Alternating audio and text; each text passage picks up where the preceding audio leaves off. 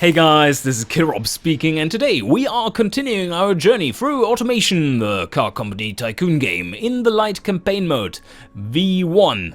And I'm recording this still before the public launch of the V1 light campaign mode update.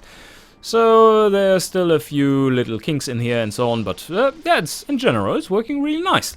And it's actually kind of fun to play. So today we have so many cars. Just look at that. There's so many cars. We have a little problem, and that is called the Hockenheim and the Nürburg, because the Nürburg is soon going into production, and I just lowered the Hockenheim to a price level which will sell a lot of cars. So let's see if we can get rid of this reasonably fast. It will be in an entirely different category, price category, than the new Nürburg coming out, the ultimate hypercar. Let's take a look at this one. Oh yes! Look at this 60 sportiness. Wow, and oh no! Wow. Just 91? That's pretty low. There's some, probably, that's because of Strop, who's built the hypercars. These are just too good.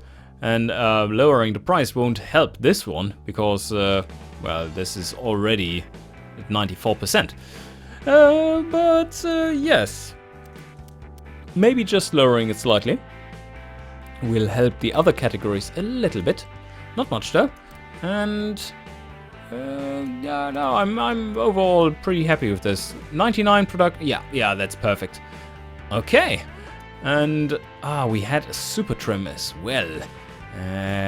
Well, the demand for this one will get higher as soon as we are selling our other cars.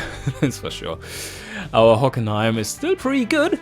It's a really good car. It looks a bit old by now, but no one really cares, because we are selling them for like $5.50. And that's actually the next thing we're going to do. Let's just tick this one over into production and see how this one sells off. And then we need to design. I think we're going to design. We have to design a new hypercar basically after this, because it's taking so damn long for these things. And I want to design another one. The next, let's see, production Dresden Lux Mark II is still in production. Nassau Saarland is in production. And, ooh, we have a big stock build up here. That's probably because, yeah, let's go in and change this, because this doesn't work out as planned. We are cannibalizing our own markets with this beast, and that's really not what I wanted, because we were serving that market already. Now, there's no need to cannibalize ourselves, and yeah, just look at that. That's stupid. That doesn't work. Yes, that's also really good. So we can sell the premium at just 40% markup. That definitely gets rid of all of them, but at a really high affordability. Maybe 50% is better. But yeah, cannibalization ongoing. So this is a really good vehicle then. Maybe we should just produce far less of these and more of the premiums. Cars per month being produced, 300. Yeah, let's push them out there. That's fine. And then we can push up the pricing a little bit more too, because these are taking care of most of it. And then just, yeah, 250 cars or something. This is automatically adjusting, obviously, so we still have loads of demand here, but we have our other model, which is covering most of it. So what more problems do we have here? The only trouble here is this one going well? Yeah, this one is going really well. Producing a lot of score, in this short amount of time at least. This one is producing massive amounts of score. Dresden Lux Mark II is in production. We are stocking up, but this is because of the Saarland. That should be solved really soon then. Let's tick over a month and see how things get into production and how they are doing after that, and how many cars we are selling now of the Hockenheim. It should be a massive decrease now. Oh yes! 1,500 hyper supercars sold this month. And are we in production? Nürburg is still in engineering. Oh no, it's another time bug, so it's good that we are selling off this bugger now really quick. The Superlux is now selling at a rapid pace. Yes. That's looking much better. Now we are serving those markets once again. Utility Sport Luxury, Utility Premium, and so on and so forth. And even Off-Road Premium. They can now afford it. And that was what we wanted to do after all. And we are getting a little bit of score for it as well. That's decent enough. Now let's see. How is the Dresden Lux Mark II doing? The sedan version isn't doing all too well. Only selling a few cars here. But now that these are sold on, let's see if we get more sales now. 371 here. And 523. Yes, we are getting more sales. So that worked out. But I think we are still overproducing them really. They want to be sold, but on the other hand, we are kind of having a separate model for that. It's not quite as good. They really like the truck. But no, the Faranians probably don't like the truck. But the Faranians don't like this one either. So what's wrong with them? This is horrendous. Maybe the Faranians are just poor bastards now. Let's take a look. Farania? No.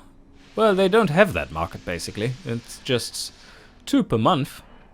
That's not much. Oh, okay. The poor Faranians are kind of dying right now again. What are the good... Ouch. Okay, that might be one of the issues we're having. It's another big economic downturn, and I don't think that we will return very far upwards again. I think the 2000s will be reasonably rough. Meh. Not looking forward to that. How far is our Nürburgring? Should be coming out pretty soon. Oh, look at this! We have almost sold out. We have already sold out of our old hypercars.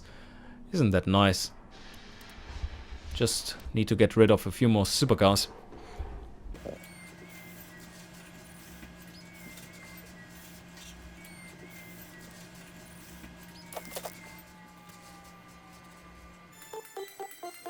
Alright, I think this is much better. So we get rid of our Superlux production. Because this is an amazing car.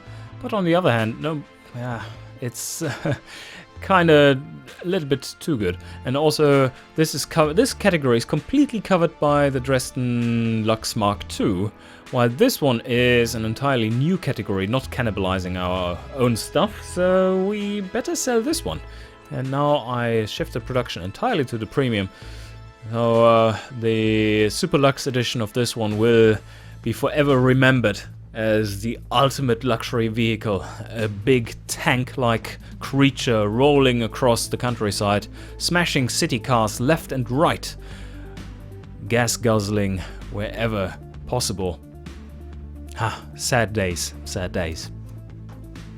So the Hockenheim Mark II is almost sold out. And the Nürburgring is still in engineering. And now it went into production. And we are almost sold out. We only have 1 more month of sales ready. The Nürburgring production minus 20,000. So now let's tick it over and see how it does. 800 cars in stock. But we did sell out entirely of the Hockenheim Mark II. So pause here. Nürburgring. So we sold 320, but this was still with 700, 800 sales there. So they were still too much in stock. Let's close this one down. This one is dead. And this one is in production, has 13, 14 months worth of stock. It's not too good either. Let's take a look at this one, how this one is doing in competitiveness and such.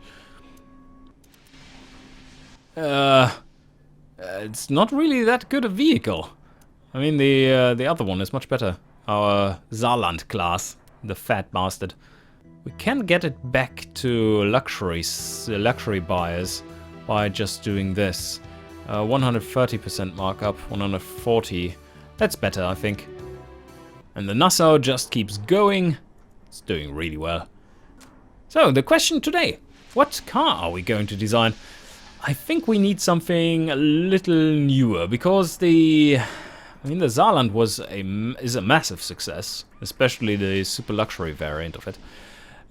Surprising, but I think we need something a little different. Why not make a pure GT premium car, like one which is actually tailored for that market, not one of our slow as V12, heavy V12, not revving anywhere vehicles, but rather a really, really fast one. Because now the tech is available to make that work. We have all-wheel drive, we have wide tires, we have great brakes with the 4-piston vented discs, and we can go really, really fast. So I think today's goal is to make a follow-up to, let's see, to the Dresden Lux Mark II, and we are going to make it a more GT focused vehicle. So we do have this body shape here, but that is a pretty small one. We could use the larger one again. It is getting a little bit old. Let's see, last 10 years? It's still in the last 10 years, so it's not that old. But it is a 4-door, so I don't know if we want that. Maybe we go for the 2-door variant instead. Can we make this bigger? I think this will be good though. Let's go with it. So we are going to make it really, really fast and really, really prestigious, but very comfortable too. And yeah, that is a bit of a challenge. Let's see, what do we want? Not carbon fiber, because that is crazy. Steel, front longitudinal, double wishbone, and multi-link. Yes, multi-link.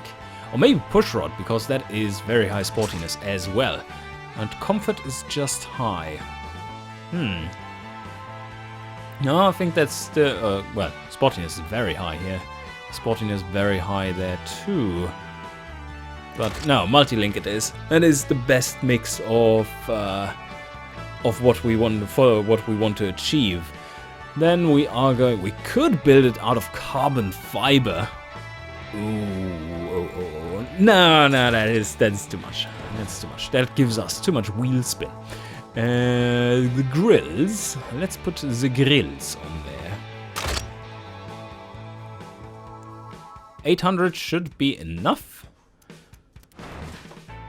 And now all-wheel drive, obviously, and a nice V12. What else would you expect? And oh, we can make it really nice and large. That is super good news. Let's make it rev though, so that we get a bit of sportiness. A 6-liter V12, but one that is a little bit more compatible to high revs than what we have built before. So we want to not go too extreme, and this is not supposed to be a hypercar, but rather we are going to be in the mid section here. VVT all cam is a good choice. I don't think this penalizes us in any way. This is just common knowledge by now. And compression, yeah, that's looking good. Turbocharger? Yes, maybe a turbocharger. Although that gives a surging... That makes it more difficult to drive, and the surging torque curve. This is more something for sporty vehicles, and really the novelty of turbos have faded out in the 90s. Like the first time when turbos are released, you get a big bonus to prestige for your vehicles if they use a turbo. But the longer time goes into the 1990s and 2000s, that effect almost completely drops off because it's so commonplace by then. I think we are going for a good throttle response, not too good. So we are using something that is... well, that might already be too much. We'll have to check the stats, but this might be enough. And then... are we going to sell it to markets which don't have 95? That's the question. Let's go with 95. We are mainly selling it in Gazmia anyway. And fuel mixture, yes, make it very rich. And this probably goes to 70. We should be able to rev to 7,000 at least. And we want to keep the sound down. This is a fast luxury, a really fast luxury car. That is also why I take the standard intake here, because this one is loud. We want to have a quiet vehicle which has awesome performance. This is already looking pretty good. Now we have plenty more octane left. 400. I think I want to get to 500, roughish. Let's see. There we have it. 501 horsepower and a cam profile of 60. This is an easily drivable curve, and it's not too spotty. It's slightly sloping upwards in general, the torque curve, but not too much, so we don't get too much a hit in the comfort department. And this engine holds up nicely. Doesn't drop in reliability either. And yeah, I think that's it. So now let's try out. Throttle response is already 48. 56 now. That is a little bit too much. We don't want to go there. Could lower it like this, but then yeah, we don't have the power then. I do want the power. That's for certain, because we want to get a vehicle which achieves top speeds, which are insane. So, for the prestige, obviously. Huh, that's an interesting thought here, of course. Going for manual gives you more power at the wheels, because there are less losses. But then again, that's not a really comfortable vehicle, so no, we are actually going with a torque converter. People will be freaking out at their screens right now, like, how can you put an automatic gearbox in a car like this? That's heresy. Yes, it is. It is heresy. First gear to 100. Sounds awesome. We're probably going to end up with something like this distribution again. It should be easily drivable. It doesn't suffer wheel spin anyway. And we could put a diff in case. Sportiness is high as well. I think we need this time around. Sports tires have lower drivability, so I think we're going still with medium road compound. That should be enough. 255s and 275s in rear. Let's make them large, although that's pretty bad for the aerodynamics. Whoa, look at that. I don't think we need quite as much. And how much rams do we fit in here? Something like this. Going for alloy. Push the wheels out. Yeah. Our engine is peeking through here. Like, hello! Hello, what are you hiding there? Hidey ho. Wow. That's pretty impressive. Vented discs for pistons and one piston in the rear. This 350 at these speeds. Now this car is going to be proper fast, so we do need a lot of brake power. And of course the fully clad under tray, even though it costs us a lot. But oh, the cooling capacity needed. Wow, that's bad. And we make this car a little bit unreliable, so only just 1 times the cooling required. Yeah, I think that should be good. 2 seats in this massive vehicle, that should be good. And handmade, luxury CD, this, and because it's going to be a little bit more sporty, we are going with a electronic stability control so that we can have sportiness and drivability at the same time. And here, no, we are going with air suspension here, as our standard suspension would be best for sportiness, with all these fancy tech items coming down the line. But now that we have adaptive dampers for air suspension, it's looking really good. This one is a very nice compromise. We could make it this, because the prestige value is very high as well. Yeah, we are going with this one. It's much more expensive, but I think it's worth it. We have the very low sportiness modifier there. But this one is more a vehicle about top speed and straight line performance than it is about cornering. So might be better to go with this one. Still, we can give it a somewhat sporty tune, although, nah, not really. Let's drop it to comfort and see what we can get out of it. Or rather, we choose a middle-ish ride height and then see how stiff the springs need to be, or something like that. Alright. Well, that's some pretty impressive values. Let's see where we are. We are in the middle-ish. And what do the wheels say? We can up this by another 2 if we wanted to. Yes. That's decent enough. High prestige value. What is our top speed, by the way? Oh, okay. We are completely maxing out there. At 320, like, at the red line. Red rev limiter. What? Okay. That's pretty cool. Okay, 330. 330 kilometers an hour. Prestige through the roof. And luck. Oh, wow. GT Premium and GT. Huh? We aimed very well once again. Isn't this easy? Just aim for whatever you want, and then you get like 130 competitiveness. This is looking decent as well. Detailed stats. Let's see our track stats. 43 is good. Yes, 43 is good. Cornering is decent-ish. Our acceleration from 0 to 100 is not amazing, but that's not really the goal here either. So now for the brakes. Wow, I hit that pretty well as well. So let's, if we up this a bit, does it get better? Yeah, drivability a little, and we only lose 0.1 comfort. I think that's worth it. And does it complain about the rear? Oh yes, it does.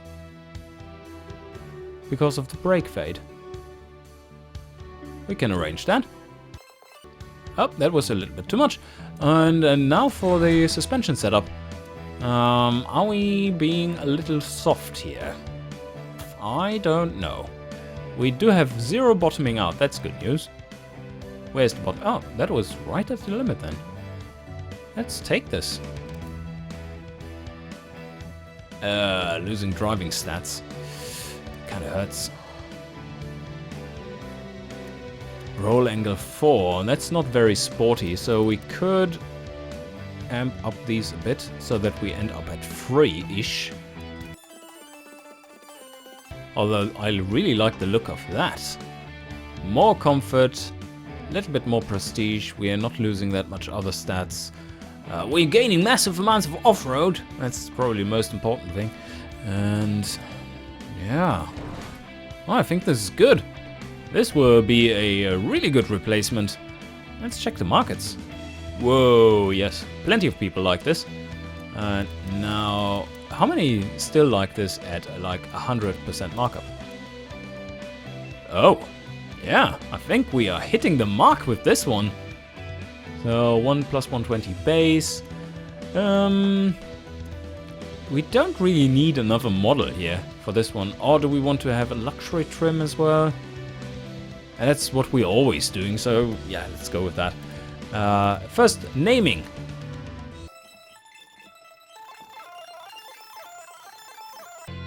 Alright, naming is done. And now we need to, again, clone it.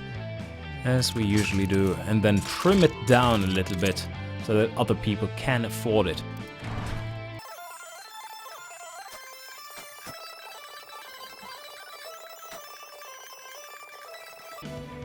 Okay, now we have 2 vehicles sitting here, and they are waiting for being engineered. Let's see, 5 years, 7 months? What? Wow, okay.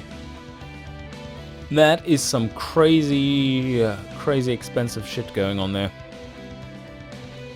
Maybe we can drop it down a little bit with... Oh no, look at the costs. Ouch. No, that's not something we can do.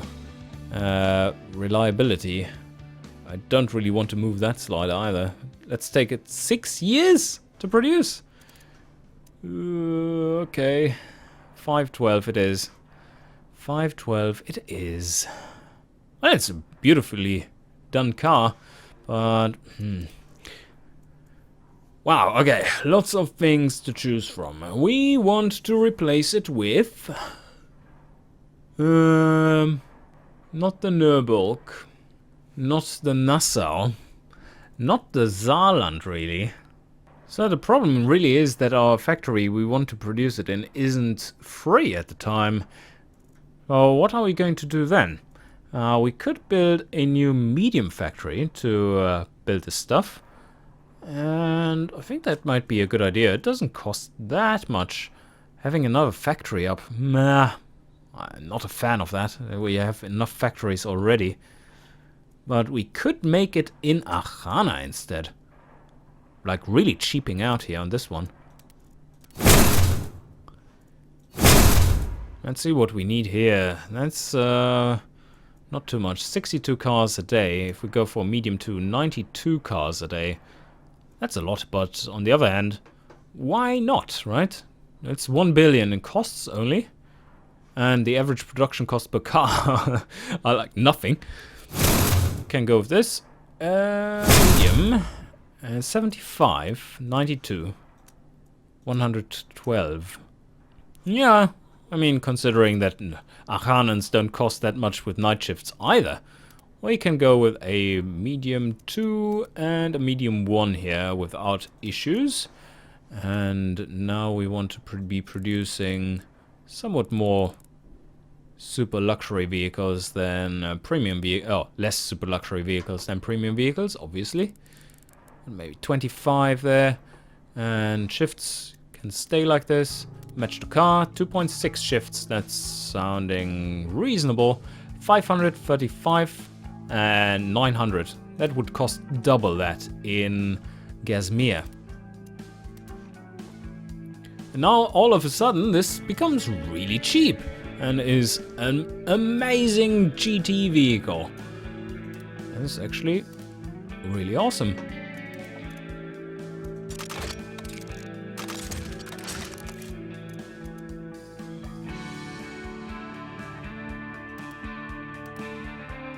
And this is an amazing GT premium vehicle. Yeah, that's looking good. And it seems like a decent build. So, and the demand is high, and we would sell all the production at the current level. But this, don't forget, is 6 years down the line. Pretty terrible. But yeah, we'll take it. So this is another 2.2 billion. Start it. We have the money, or we hopefully will. And I think we have done everything we need to do today. We are producing... Why is this one not showing up? That is my question, really. Because we are producing this one, just normally. And since 1984... Huh. And it just didn't want to show up. Ah, no, we have... we made the Hamburg already, of course. Of course, so I can't take that one. That's obvious. Yeah, we made the Hamburg. Okay, but nevertheless, the file is completely different from the Hamburg, which is just the super luxury vehicle, while this one is the GT premium vehicle. So I think we're good. And yeah, I think that wraps us up for this episode. What is coming up next? Let's see, 1990 engineering, 1994. The Sachsen, the cheapo car in Achana is coming up next. That will be fun to see. Alright guys, I hope you enjoyed and see you next time.